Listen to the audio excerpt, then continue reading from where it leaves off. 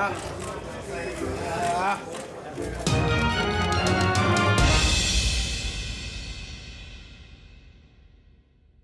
had to break myself back down. Of course, it was a lot of animosity, a lot of chaos, a lot of bad blood that was against me and my opponent.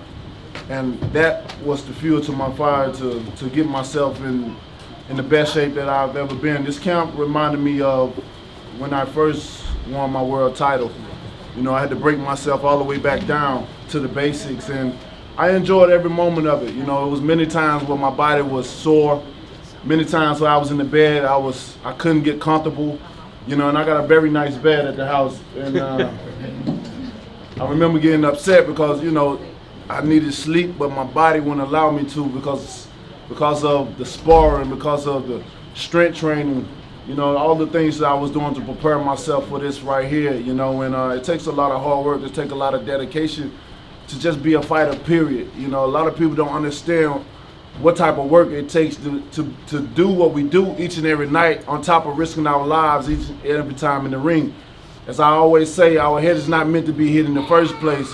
That's why I say you must respect all your fighters, you know, that steps in the ring, no matter, you know, no matter what type of level they are. You gotta respect them, because, man, we pay a price each and every time. You know, there's no money in the world that can amount to our lives or going back to our family. And I know I say a lot of things, and I mean a lot of things, but, you know, like I said before, I come from the old school of things, is that, you know, when you got animosity against each other and you guys want to duke it out, what's the best way? What's the best way? The original way is to put these hands up, and sometimes you have to put your hands on somebody, and then what made the best man wins. And after that, you can hug each other, you can love each other, and live to see another day. And that's the thing we did tonight. You know, we get to live to see our family. I'm here to see so many beautiful people, and, you know, that's here now. And now we move on to the next step.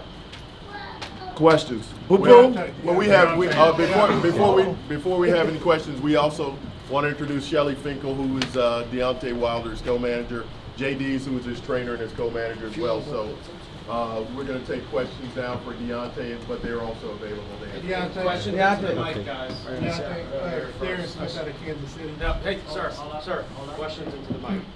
Deontay Duncan McKenzie-McCarthy from Australia.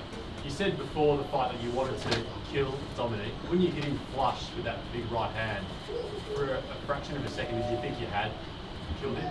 I mean, I didn't even see what I did until I saw the replays. I know I have tremendous power. That's no secret. And at this point, I think I've proved myself with the record that I have in the many a body that hit the canvas. You know, because of my power that I display. I'm an intelligent fighter. I'm very smart in the ring, you know, where I set these guys up. And they say speed is power, but if you have power on top of speed, it's I don't know what to call my right hand anymore, you know what I mean? It's named it for you.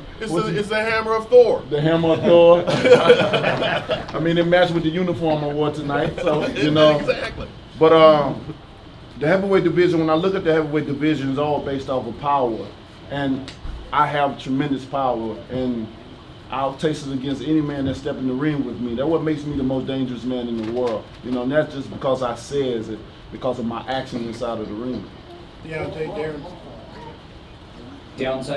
Chris Glover, Boxing Monthly. Congratulations on a fantastic victory. Thank you.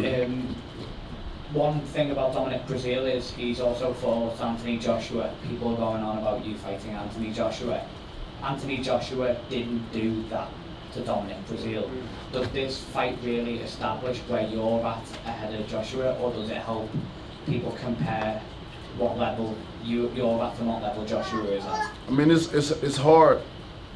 You know, when you're in boxing, we always say styles make fights, and it's so true. You know, certain styles may not complement other styles, and with Breazeale's style, it complements mine. Any guy that gets in the ring and can't move their head or not flexible, you know, it's perfect for me, you know, because I'm gonna set you up, and I'm faster than what people think. You know, people think, oh, he just got a right hand, so you stay away from that, you know. But when I settle myself down and really use my intelligence in the ring, magic happens. And tonight I displayed that. You know, we can compare all we want, but you know, at the end of the day, when both of us get in the ring, you know, you don't know what's gonna happen. You know, I can't say, you know, that I'm gonna knock him out. I can't say he's gonna knock me out. We just have to see when that time comes and see what happens.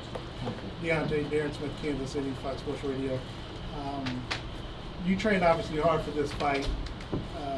This is your 40th knockout. Would you say that this knockout heard around the world kind of puts you more so on the map where people know where you're finally getting the respect as a world heavyweight champion? And then also, second part question, is it safe to say that after your performance tonight, this is why Joshua is avoiding you? I mean, this fight is definitely heard around the world, you know, and I'm finally getting my respect. You know, it took a long time, but I'm very patient. You know, where I came from, I had to be patient. You know, even from the Olympics, a lot of people don't even know I was a bronze medalist. But even on top of that, how I got the bronze medal, you know, it was 246 guys in there, and I was the 246th guy, least experienced guy. 278. The 278. You know, I ain't want to, you know, beat myself up. But, you know, I'm happy with all my accomplishments. You know, I'm happy with where I came from and how I started. You know, I started from the love of my daughter that was born with spina bifida, and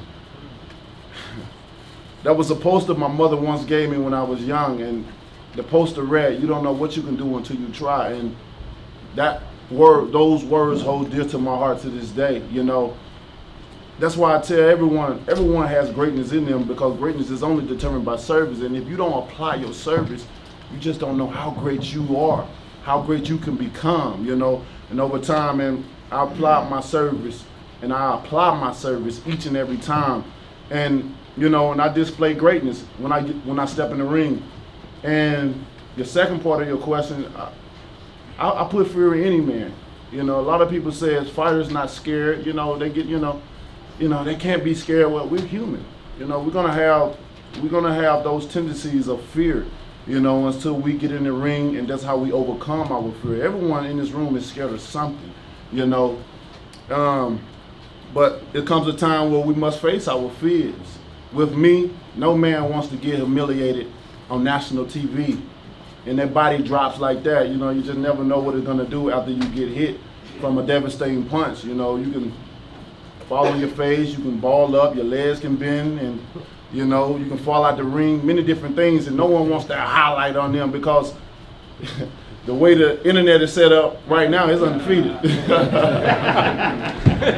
And you know, I mean, it's embarrassing to get in there, but for me as a warrior, and I see all these other fighters as warriors, I would tell them, don't hold your head down, because you did something with a lot of people in the world. You know, we got what, billions of people in the world? I don't know the exact number, but that would differentiate them from a lot of people, because a lot of people won't get in that ring to just step in there, yet alone talking about taking a punch. So I would tell all my opponents, all fighters, to hold your head up high. You know, if you fail, you know, today, tomorrow is a new day, and you can train, and like I said, you can apply your service and be great.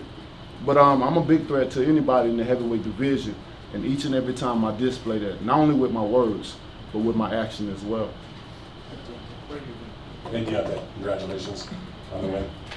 My question for you is, the next fight for you, it seems it's not going to be Fury because of his new TV contract, but what do you think legitimately could be your next fight? Is it Joshua? Is it a rematch with Ortiz? Is it Konecki that people have talked about? So I'd like to hear from you, and maybe Shelly, you can address that also. Thank you. For me, you know, I don't know what's next, to be honest. You know, there's so many different things going on, you know, there's so many different opinions. I just want the best fights possible. You know, I've tried to prove myself for a very long time, especially here in America. You know, it was dead here, you know, for 10 years. You know, no one even knew who was the heavyweight champion of the world war. And here I come, this country boy from Tuscaloosa, Alabama, you know, trying to put it back on the map, even from the Olympics, and just work my way up. You know, I really started all the way from the bottom when it comes to boxing, all the way from the bottom. I had to work my way up to this point now. So, you know, with that being said, I think that's something that my managers and my team could ask better than I, because, you know, if we've tried many a times to make the best fights, the great fights happen for the fans.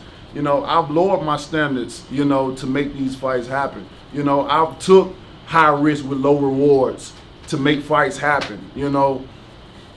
I asked because Ortiz was here talking about it. Most definitely. You know, I gave Ortiz that opportunity because he was considered the boogeyman of the division. And people were still said I had to prove myself, and that's why I made that fight. Let's make that fight happen. You know, if they saying that everyone's scared of him, let's make it happen. That's what I do, you know what I mean? I'm a type of person that I wear my pride on my shoulder. You know, I got a big heart. I'm very determined. I know who I am. I know what I stand for. I know what I represent. And anyone want to test me and doubt me who I am, then I'm willing to prove you wrong. I've had to prove myself to people throughout my whole entire life. So this is nothing new to me, you know. I'm the best in the world, and that's what I feel, no matter what opinion it is. And, you know. You would fight him again? Ortiz? Yeah. I'll fight him up.